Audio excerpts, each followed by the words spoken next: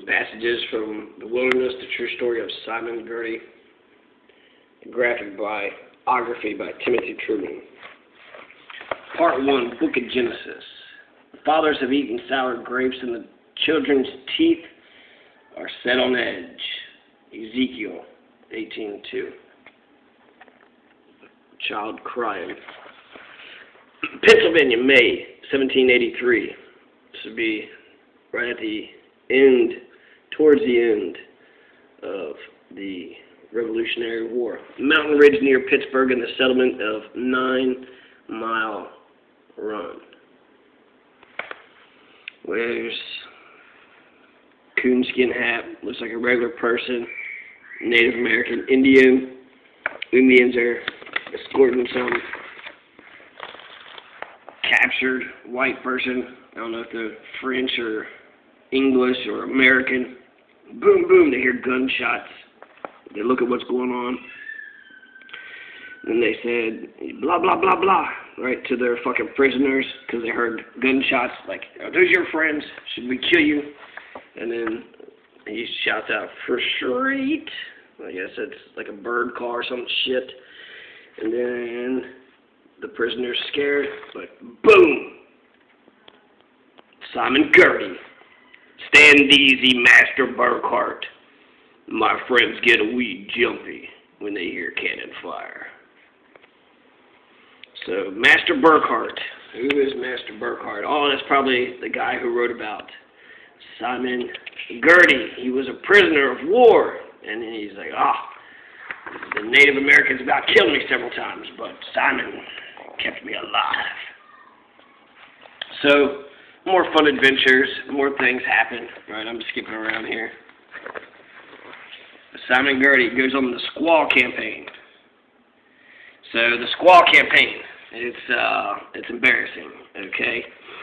So they're all itching. They can't wait to go shoot somebody. They shoot an old man. They shoot an old lady. The salt licks of the Mahoning River. They eventually, they attack like just a couple of squaws, and they kill a boy.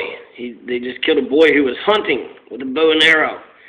And this was when Simon Girty was with the Americans. So the Americans went on a squaw campaign into the Ohio Valley, which was no man's land except for the natives. It was only their own, and they thought they could do something. So the squaw campaign eventually fired the General Hand. I think Andrew Hand is his name, but General Hand got canned.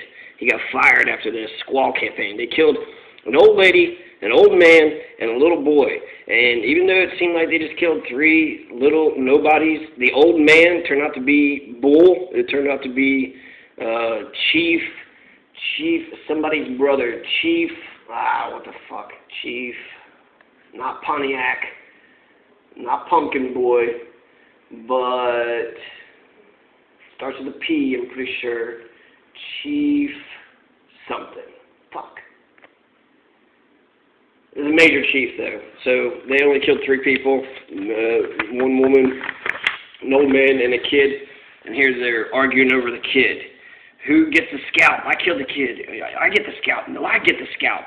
And they're like, Girty, who gets the scalp? Who gets his hair? And there's Girty just perplexed, like, what the fuck are you guys arguing about? There's them pulling the scalp up. Can I take the boy's hair? Can I take the... And then Girty's like, ugh. Well, Connell gets the hair. It's been a long campaign.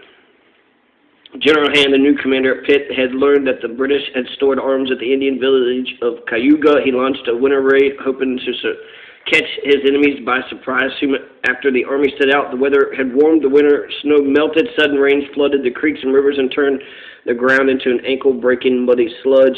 Hand never reached the stores at Cayuga.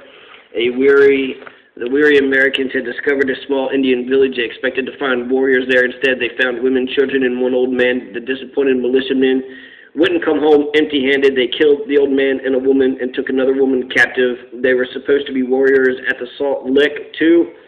Girty knew the place. He led the party there. The only Indians they found there were a boy and some women. Connell still had the boy's scalp. the expedition had been a disaster. The folks at Pitt were already calling it Hand's Squaw Campaign. The people they attacked were Delaware, Lenape, one of the few tribes who hadn't joined the British. Maybe Alexander and McKee and Matthew Elliott were right. They said that the frontiersmen saw every red man as an enemy, so every red man had to die. Where would that leave a man like Simon Girty? Now the witch hunters were prowling again. McKee and Elliott were under close watch. Even George Morgan was in jail. George, a Tory, since Morgan had become the fort's Indian agent, he had been the only man to keep the Delawares on the American side. Things were bad. Maybe it was time to move on. And this becomes part 2. But that's when he deflects. Taken from the letters of General Edward Hand and Deputy Indian Agent George Morgan, March 1778. I'm distressed to report that Mr. McKee escaped from here the night before last, accompanied by Mr. Matthew Elliott, Simon Girty, 2 others I'm not acquainted with, and 2 Negroes. Elliott had but a few weeks ago returned on parole from Detroit. I'm told he possessed Mr. McKee's mind with the persuasion that McKee would be assassinated on the road to York, Pennsylvania. It was also probable that Elliott brought letters from the British in Canada that might have influenced McKee's conduct. Girty served as interpreter of the Six Nations tongue at all the public treaties here.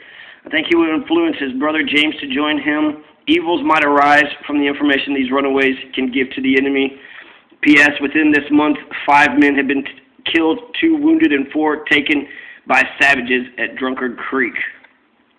Spring was breaking. Soon it would be summer. The birds were flying. So, who was the Squaw Campaign? It was like a major fucking chief.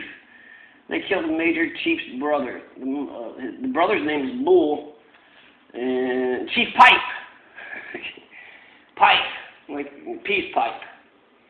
So Chief Pipe, right? The Squaw Campaign, they killed an old man, the brother of the fucking chief of the Lenape, the Delawares.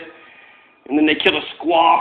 And then they, fucking killed a little child. Yeah, great fucking campaign. Real good soldiers there. Heroes, right? Support the troops, no matter what.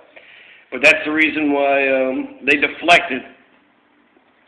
So there's a September 1778, northern Kentucky. I think this is the ambush.